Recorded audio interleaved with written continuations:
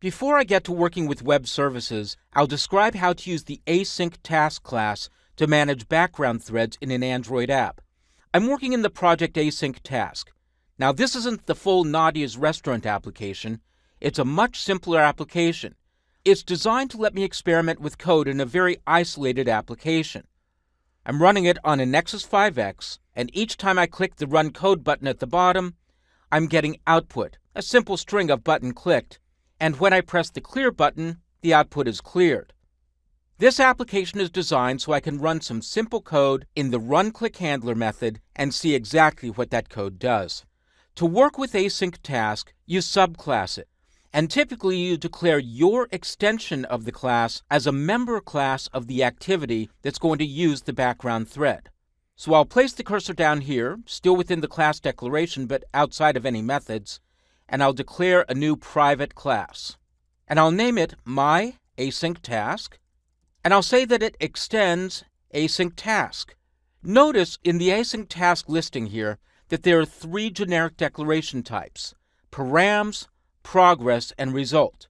Each of these requires a type wrapped inside the diamond operator, and I'll pass in a string as my parameters type, another string as my progress type, and void as a class as my result. Don't pass in void the keyword with a lowercase v. That won't work. Then I'll complete the class declaration. Notice there's an error indicator, and that's because there's an abstract method that I have to implement. I'll move my cursor back to the class declaration, and I'll use an intention action, pressing Alt and Return or Command and Enter, and I'll choose Implement Methods. There's just one abstract method I need to implement. It's called doInBackground. I'll click OK, and that creates the method. Notice that the type of the parameters that are being passed in matches the type of my first generic declaration, and the type of the return matches the type of the third declaration. So now my class declaration is basically done, although it doesn't actually do anything yet, and I can go to my run-click-handler method. I'll comment out this line of code, and I'll create an instance of my new class. I'll start with the type myAsyncTask, and I'll name it simply task, and I'll instantiate it by calling a noArguments constructor. Now, to execute code, call a method of the task object named execute. The execute method will accept any number of arguments, but they all have to match the type that you declared in your first generic. I'm going to pass in 3 strings. They'll just be string 1, string 2, and string 3. When you call the execute method, that passes those values to this doInBackground method. It'll receive the values as an array. Within the method, you can then iterate through the array with a for loop. I'll use a for each loop. I'll type for each and then press tab, and that expands into a standard Java for each loop. I'll set the type as string for each item, and the name string lowercase, and I'll say I'm getting the values from strings, which is the name of the parameter that's passed into the method. I'll close up that bit of code. And then to share the result with the rest of the application, I'll call a method called publishProgress, and I'll pass in the string value.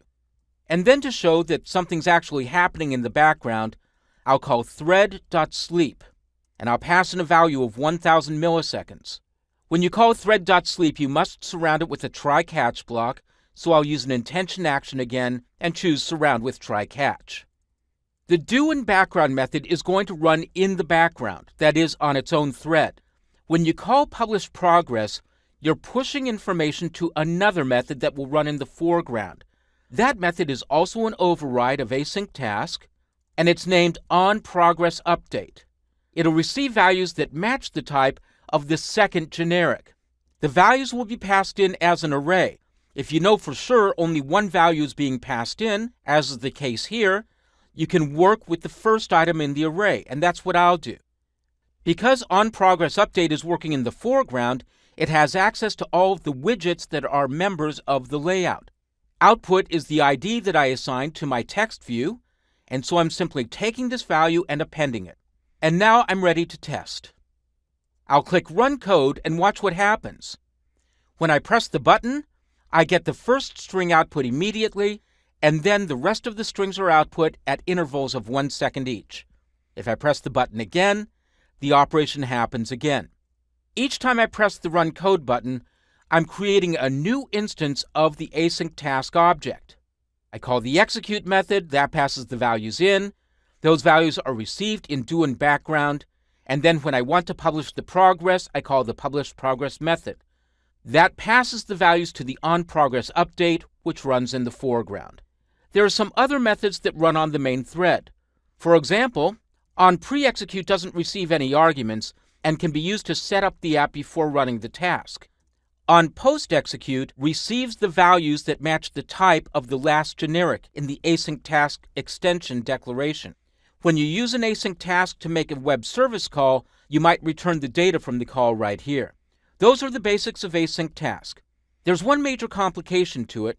When used on its own, it's owned by the containing activity. And if there's a configuration change while the task is running, that task will be killed. So you only want to use AsyncTask for very quick background tasks. If you want to run a longer task, you can wrap the task in a fragment that doesn't have a visual interface. Or you can use an entirely different strategy. And I'll show a couple of those in the next couple of videos.